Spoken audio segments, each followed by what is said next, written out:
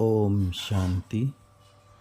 आज बाबा ने कहा, बच्चे सर्व समर्पण हो जाओ, अर्थात आप बच्चों के पास जो कुछ भी है बुद्धि से बाप को सौंप दो। मैं और मेरेपन में रहने वाली आत्मा ना ही ज्ञानी है, ना ही योगी और ना ही धारणा स्वरूप बन सकती है।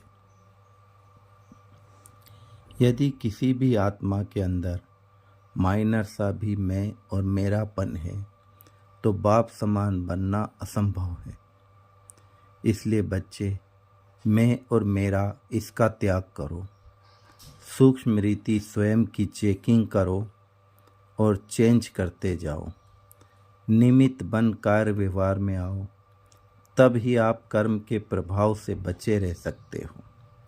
जब भी किसी तरह की जिम्मेदारी स्वयं की समझते हो तो आप उसमें फंस जाते हो।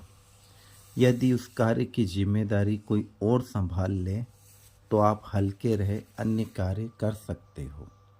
और यहाँ तो स्वयं भगवान बाप बन आप बच्चों की जिम्मेदारी उठाने आ गया। फिर आपका कर्तव्य केवल बाप के कार्य में सहयोगी बनना ही है। और इतने बड़े कार्य में सहयोगी केवल ज्ञान स्वरूप, योग स्वरूप और धारणा स्वरूप आत्मा ही बन सकती है। बाप के कार्य में सहयोगी आत्मा ही बाप समान आत्मा है।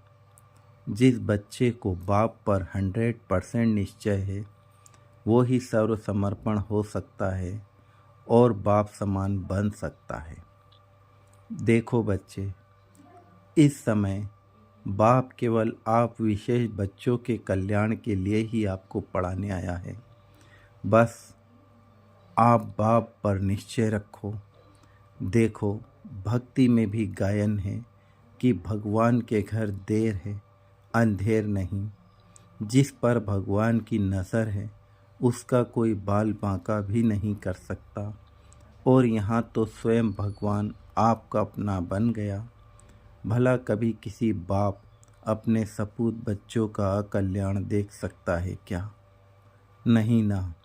फिर बाप पर निश्चय रखो और बाप की नॉलेजफुल को महीनता से समझ स्वयं की चेकिंग कर चेंज होते जाओ। अभी आप बच्चों को बाप का फुल सहयोग है।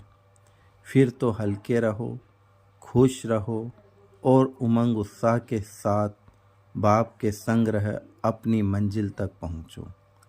जो बच्चा इस समय बाप पर 100% निश्चय रख सर्व समर्पण हो चल रहा है, उसका हर कार्य समय से पहले होगा और अत्यधिक कल्याणकारी भी।